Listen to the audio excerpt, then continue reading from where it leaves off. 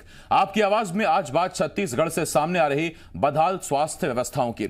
छत्तीसगढ़ में इन दिनों लगातार स्वास्थ्य व्यवस्थाओं की पोल खोलती तस्वीरें सामने आ रही हैं। कहीं अस्पताल के बाहर गर्भवती महिला तड़प तड़प कर दम तोड़ देती है, तो कहीं एक मां को सिर्फ इसलिए फर्श पर अपने बच्चे को जन्म देना पड़ता है क्योंकि वो कोरोना पॉजिटिव है, तो कहीं 2 कोरोना पॉजिटिव मरीजों के शव ही बदल दिए गए। अब सवाल यह है, इन सबके लिए जिम्मेदार कौन है? सवाल यह है, सफाई तो सरकार दे रही है, मगर कार्रवाई कर मिसाल भी दी जाएगी या नहीं? ऐसे ही कई सवाल हैं जिनके जवाब जानने की कोशिश करेंगे। एक खास पैनल भी हमारे साथ जुड़ेगा, लेकिन आइए सबसे पहले एक रिपोर्ट देखते हैं।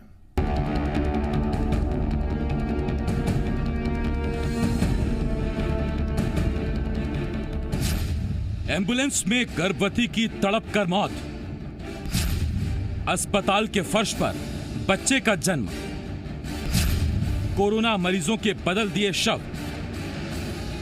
ये तस्वीरें छत्तीसगढ़ की हैं।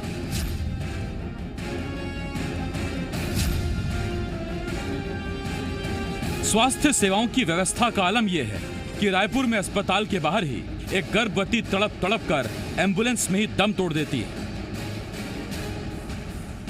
2 दिन पहले कालीबाड़ी सरकारी अस्पताल में एक महिला प्रसव के लिए पहुंची, मगर जैसे ही डॉक्टर्स को पता चला कि वो कोरोना पॉजिटिव है, उसे वार्ड से बाहर निकाल दिया गया।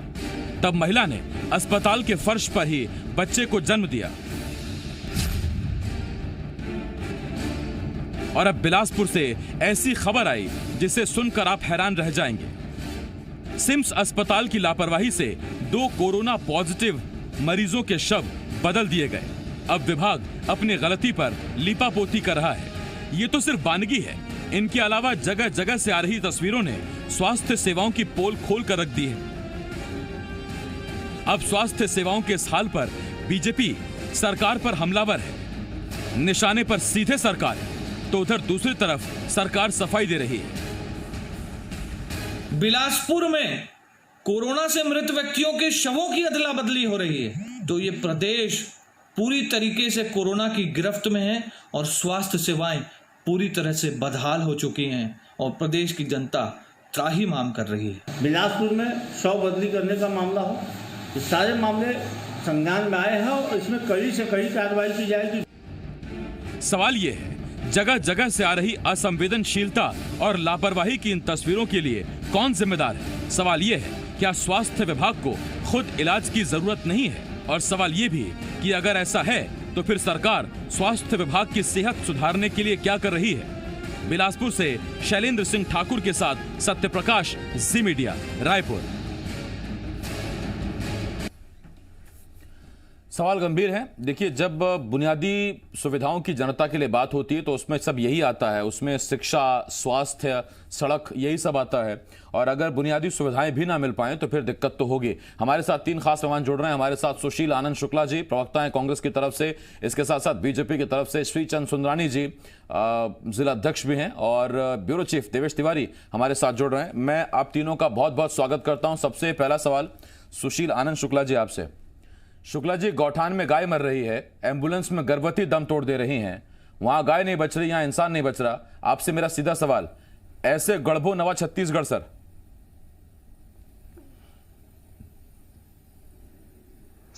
नहीं, देखिए आसिफ जी, आईसीएमआर की गाइडलाइन के अनुसार, जो मैं दोनों घटनाओं के बारे में सबसे पहले संक्षिप्त में आपको बता दूं कि आईसीएमआर की गाइडलाइन के अनुसार यदि कोई मरीज कोविड पॉजिटिव पाया गया है तो उसे कोविड अस्पताल में ही उसका इलाज होगा।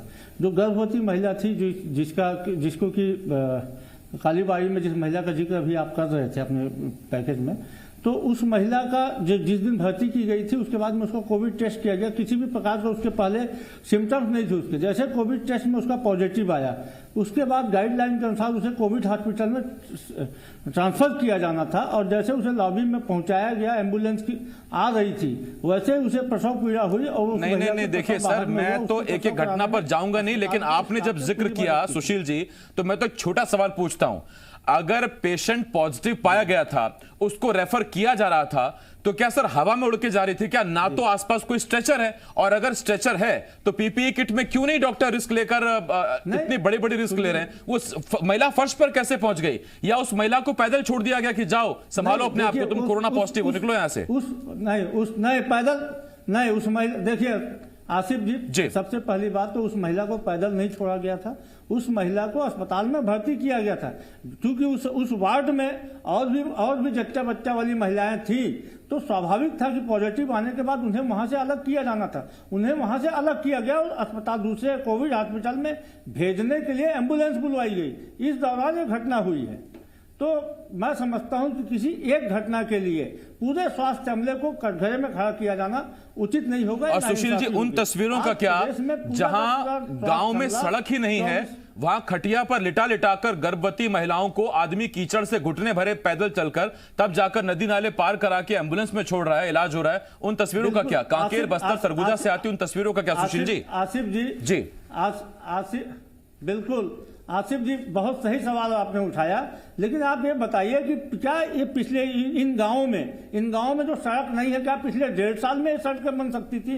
क्या इन गांव में जो उप स्वास्थ्य केंद्र में चिकित्सक नहीं है, तो क्या पिछले 1.5 साल में आसिफ जी बड़ी ही लचर स्वास्थ्य सुविधाओं के साथ में हमें छत्तीसगढ़ मिला था? ये वही छत्तीसगढ़ जहां की नसबंदी जैसे सामान्य ऑपरेशन में 17 महिलाओं की मौत हो गई थी। ये वही छत्तीसगढ़ है जहां पे मोतियाबिंद जैसे सामान्य ऑपरेशन में 150 से अधिक बुजुर्गों की मौत हुई थी। और ऐसी स्थिति में, ऐसी लचर स्वास्थ्य सुविधा वाली स्थिति में भी हमने पिछले 6 महीने में कोविड के समय एक बेहतरीन इंतजाम करके दिया है। आज हमारा स्वास्थ्य अमला दिन रात मेहनत करके लगातार एक्स्ट्रा टाइम में ड्यूटी करके, कम संसाधनों के बावजूद और कम चिकित्सक स्टाफ के बावजूद आज स्वास्थ्य हमला पूरी तरीके से कोविड में लोगों की मदद। मैं लौट रहा हूं आपके पास सुशील जी। घटना के आधार पे पूरे के पूरे अमले को सुशील जी, मैं दूसरे राउंड में आऊंगा आपके पास। सुंदरानी साहब, आपके पास आ रहा हूं। सुंदरानी साहब, देखिए, मैं कांग्रेस की बात को ना तो गलत बता रहा हूं ना सही बता रहा हूं, ना उनके सवाल को मैं सही बता रहा हूं ना गलत बता रहा हूं, लेकिन जो सवाल है वो ये कि 15 साल सर आप रहे, क्या सिर्फ इसी बारिश में सारे गांव की सड़कें धुल गई? पहली बात। सवाल मेरा इनसे भी है कि 1.5 साल में फिर आपने सड़कें क्यों नहीं बनवाई, या जहां बनवाई हैं वहां फिर ऐसी स्थिति क्यों है कि सड़क छोड़ के आदमी कीचड़ वाले रास्ते से रिस्क लेकर महिला को खटिया पर लेकर अस्पताल जा रहा है? आपसे तो सवाल हो गई, इनसे भी सवाल है। जी आसिफ जी, निश्चित रूप से हमने छत्तीसगढ़ की सड़कों का जाल बिछाया, पूरे प्रदेश में जाल बिछाया। कुछ गांव हो सकता कि छूट गए हो, 55 साल कांग्रेस की भी सरकार थी, लेकिन हम ये नहीं कहते, हम पुरानी बातों पे बहस में नहीं जाना चाहते, लेकिन 15 साल में विकास के मामले में डॉक्टर रमन सिंह जी पूरे देश में एक मॉडल के रूप में सामने आए। कांग्रेस के लोग भी उसकी तारीफ करते रहे। 18-19 महीने से कांग्रेस की सरकार है, कहीं रिपेयरिंग वर्क नहीं, कहीं पैच वर्क नहीं, कहीं नई सड़क का एक भी इन्होंने लोकार्पण किया हो, एक सड़क बनाने का काम शुरू किया हो, प्रदेश में कहीं दिखता नहीं। लगातार इन्होंने प्रदेश को उपेक्षित कर दिया कि विकास के नाम पे तो प्रदेश पूरी तरह से उपेक्षित है। जहां तक अब स्वास्थ्य विभाग की बात करूं, ये स्वास्थ्य विभाग यहाँ पे छत्तीसगढ़ में काम कर रहा है ऐसा दिख ही नहीं रहा। कोविड के मामले में एक बेड नहीं मिल रहा है। आज लोग पॉजिटिव पाए जाते हैं, उनको तड़फ रहे हैं, लोगों को बेड नहीं मिल रहा है, न सरकारी अस्पतालों में मिल रहा है, न जो इन्होंने प्राइवेट व्यवस्था की है उतनी पर्याप्त व्यवस्था की नहीं। जबकि स्वास्थ्य मंत्री जी पिछले 4-5 महीनों से लगातार इस बात को कहते आ रहे थे कि हजारों की संख्या में कोविड पेशेंट मिलेंगे छत्तीसगढ़ में। जब 5 महीने पहले स्वास्थ्य मंत्री जी को यह अंदेशा था, हालांकि मुख्यमंत्री जी मुगालते में थे, मुख्यमंत्री जी बार बार अपनी पीठ थपथपा रहे थे कि छत्तीसगढ़ कोविड मुक्त होने जा रहा है, लेकिन स्वास्थ्य मंत्री तो हमेशा इस बात को कहते थे और वो सच्चाई कहने में कोई संकोच नहीं करते। लेकिन जिस प्रकार से गर्भवती महिला की मृत्यु हो जाती है, प्रसव हो जाता है गाड़ी में, जमीन पे सुला के प्रसव, जी लगातार इस प्रकार की घटनाएं, स्वास्थ्य विभाग शव बदले जा रहे हैं, बिलासपुर में कोविड पेशेंट के शव बदले जा रहे हैं। मतलब इतनी बदतर स्वास्थ्य व्यवस्था तो प्रदेश में कभी देखने को नहीं। देखिए, थोड़ा सा फर्क आ गया, वरना जब आंख फोड़वा हुआ था या जब नसबंदी हुआ था तो उस दौर में भी आप यहीं थे सुंदरानी साहब, मैं भी यहीं था। मैं सवाल आपसे पूछता था, उस वक्त सत्ता पक्ष में आप थे। आज चूंकि सत्ता बदल गई तो सत्ता पक्ष से आज भी हमारे सवाल हैं। फर्क इतना है, किरदार बदल गए हैं। मैं देवेश आपके पास आ रहा हूं। देवेश, हम दरअसल डॉक्टरी पेशे पर कोई सवाल नहीं उठा रहे, हम पूरा सम्मान करते हैं क्योंकि हम जानते हैं कि दिन रात एक कर दिया डॉक्टर्स ने, नर्सेज ने, वार्ड बॉय ने, जो मेडिकल स्टाफ है, पैरामेडिकल स्टाफ है इस कोविड-19 में। लेकिन कुछ ऐसे लोग जो अपनी पूरी कौम को बदनाम कर रहे हैं, स्वास्थ्य विभाग जिन पर लगाम नहीं लगा पा रहा वो पूरे सिस्टम को बदनाम कर रहे हैं। उसमें सवाल सीधा ये उठता है कि आप जब आईसीएमआर की गाइडलाइंस का जिक्र करते हैं तो फिर आईसीएमआर की गाइडलाइंस तो ये भी है ना कि कोविड पॉजिटिव यदि कोई मरा है तो उसकी बाकायदा टैगिंग होगी तब, जबकि आप ही कहते हैं कि उसको कोई देख नहीं पाएगा ना उसका अंतिम संस्कार कर पाएगा, पीपीई किट वाले ही उसका अंतिम संस्कार करेंगे। तो फिर जब गाइडलाइंस पर चलना ही है तो पूर्णतया आप गाइडलाइंस पर चलिए। एक तरफ गाइडलाइंस का हवाला देकर कहते हैं आपकी एक महिला जो है उसका वहां इलाज नहीं हो सकता था, उसको क्रिटिकल कंडीशन में आपने रेफर कर दिया क्योंकि वो कोरोना पॉजिटिव थी, और दूसरी तरफ गाइडलाइंस का ये हवाला देकर दो कोरोना पॉजिटिव मरीजों को उनके परिजनों को देखने तक नहीं गया और एक परिवार ने दूसरे परिवार के शव का अंतिम संस्कार कर दिया।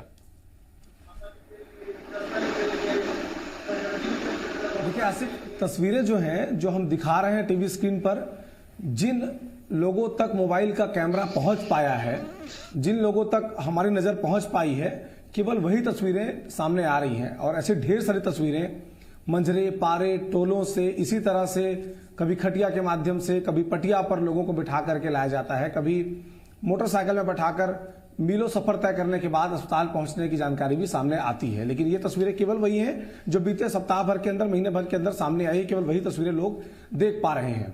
क्योंकि लोग बड़ी उम्मीद से सरकार बदलते हैं, क्योंकि पहले भी स्वास्थ्य व्यवस्थाएं कोई बहुत अच्छी नहीं थी। नसबंदी कांड का जिक्र सुशील जी कर रहे थे। गर्भवती माताओं को सुनियोजित ढंग से गर्भाशय निकालने तक के काम हुए हैं, सुनियोजित षड्यंत्र तक हुआ है। लेकिन अब जबकि पेंडेमिक माहौल है, ऐसी स्थिति में चीजों को और बेहतर किए जाने की जरूरत थी, जिसमें सरकार कुछ हद तक फेल नजर आती है। क्योंकि अगर कोई मरीज कोविड पॉजिटिव मिलता है, आप उनका टेस्ट करते हैं, डेड बॉडी कैसे बदल सकती है साहब? बिलासपुर के सिम्स में जो मामला सामने आया है वो अपने आप में काफी गंभीर है कि मुक्तिधाम से टेस्ट रिपोर्ट पॉजिटिव आने के बाद आप शव लेकर के आते हैं, उसे कोविड प्रोटोकॉल के तहत अपने पास रख लेते हैं, बाद में उस परिजन को भटकना पड़ता है, उनसे कहा जाता है कि आप जाइए मर्क्यूरी में जाकर के आपको वहां पर उनके परिजन की डेड बॉडी नहीं मिलती। फिर बताया जाता है कि 3 डेड बॉडी का अंतिम संस्कार कल ही किया जा चुका है। तब वो पूछते हैं कि भाई हमारे परिजन की डेड बॉडी कौन सी है, तो बताया जाता है कि आप जाकर देख लीजिए, तीनों में से कोई ना कोई होगी। यानी कोई भी चीज सिस्टमैटिक नहीं है।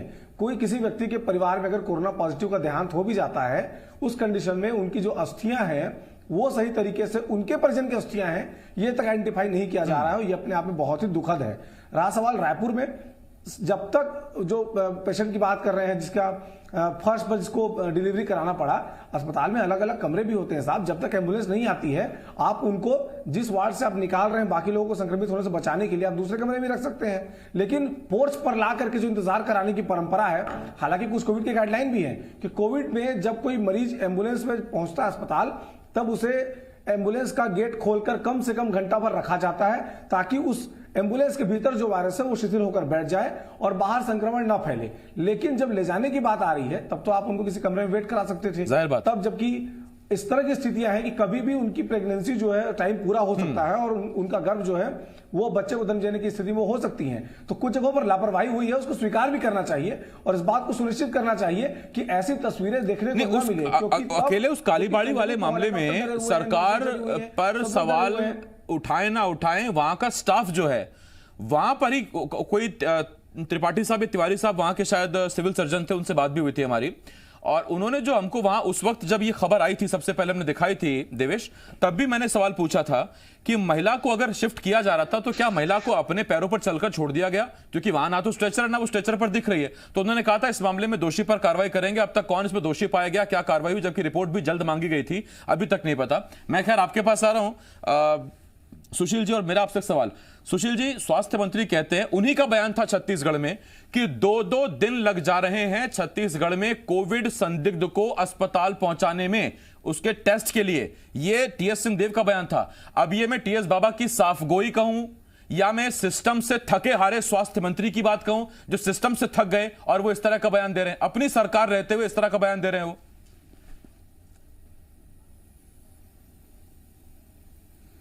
देखिए आसिफ जी, इस मामले में जब उन्होंने बयान दिया था तब और आज की स्थिति में बहुत ज्यादा अंतर है।